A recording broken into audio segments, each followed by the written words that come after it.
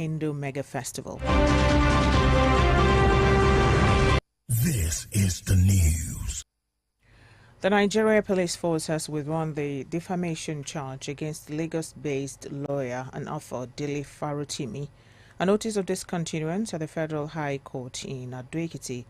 The police are seeking to discontinue the charge due to the desire of the nominal complainant, Ray Afeba Balola, to withdraw the case.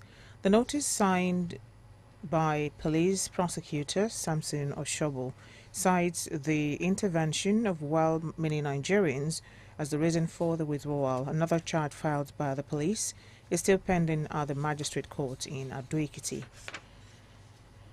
Nigerians in Diaspora Commission has said that the federal government is ready to welcome deported Nigerians from the United States.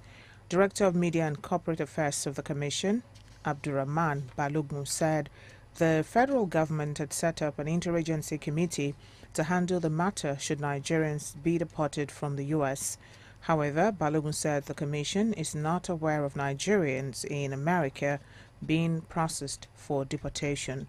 The U.S. Immigration and Customs Enforcement had said approximately 3,690 Nigerians in the United States are facing deportation. This comes as part of President Donald Trump's crackdown on illegal immigration.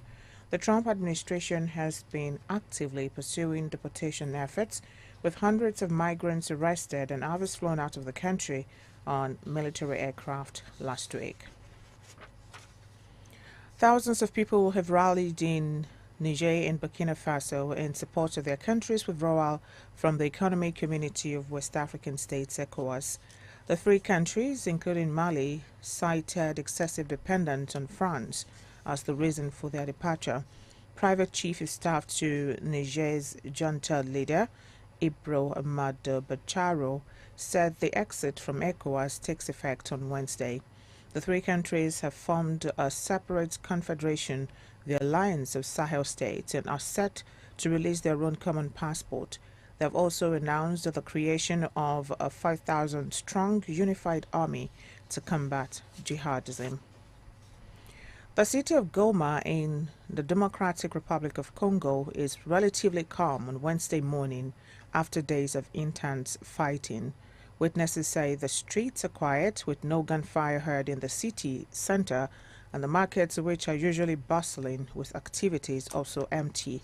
The M3 group has invited journalists to a press conference in Goma, which may provide some insight into their plans and actions. However, there is no confirmation on whether the leaders of Rwanda and the Democratic Republic of Congo will attend the peace talks in Kenya.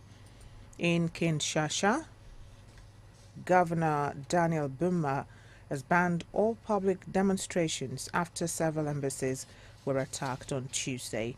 The ban, which took effect today, aims to maintain public order and prevent further violence. You're on to Global News from Adaba 88.9 FM Akure, transmitting from Ilaramoki. After the break, stampede kills 15 people in India during Hindu Mega Festival. We'll bring you details in the second part of the bulletin. Please join us again. To now meet an ex-girlfriend. No!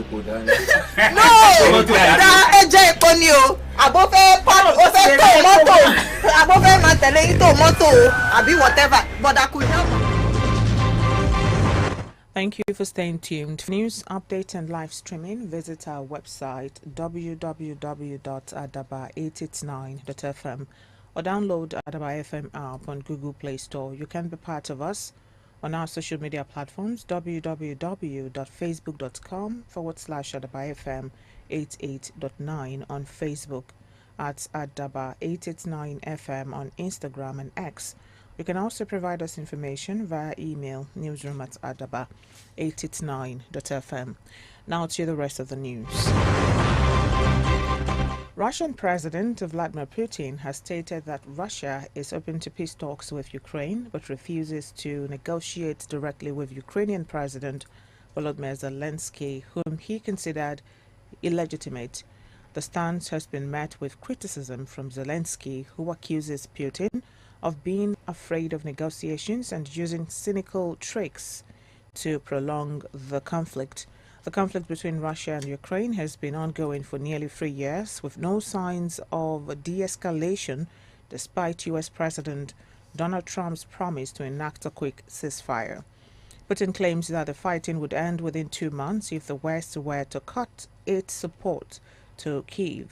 Recent developments on the ground include Russia's capture of a large village in Ukraine's northeastern Kharkiv region and the downing of over 100 Ukrainian drones in an overnight attack.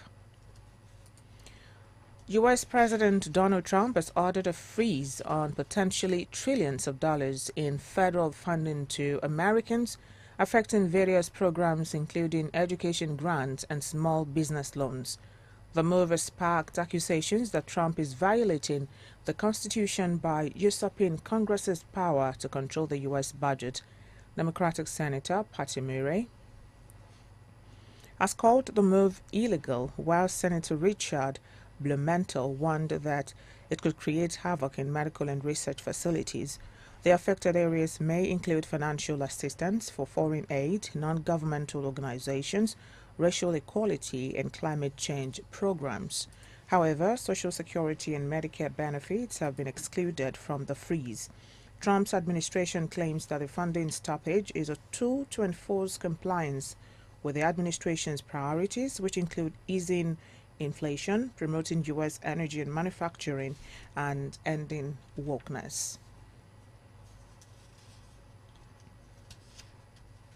A pre-dawn stampede at the world's largest religious gathering killed at least 15 people in India on Wednesday, with many more injured after a surging crowd spilled out of a police cordon and trampled bystanders. The incident occurred when millions of people gathered to take a holy bath in the Ganges, the Yamuna, and the mythical Saraswati rivers. Authorities reported 2 stampedes, with the second one being more severe as people tried to escape and were caught in a crush at an exit. Report says the festival, held every 12 years, is the largest religious gathering in the world, with this year's event expected to attract a record 100 million people. Prime Minister Narendra Modi has spoken to the Chief Minister of Uttar Pradesh, calling for immediate support measures. The cause of the stampede is still unclear, but authorities have dispatched a rapid action force. San plane, an Airbus A321, was bound for Hong Kong when the fire broke out in the rear section. Report says all 169 passengers and 7 crew members were evacuated using inflatable slides. The fire caused significant damage, burning nearly half of the fuselage, but the wings and engines remain undamaged. Authorities stored in an overhead bin. The incident comes after a devastating plane crash in South Korea last month, which killed 179 people.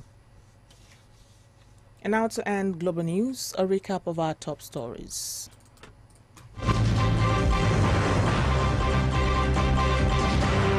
The U.S. Immigration and Customs Enforcement has said approximately 3,690 Nigerians in the United States are facing deportation.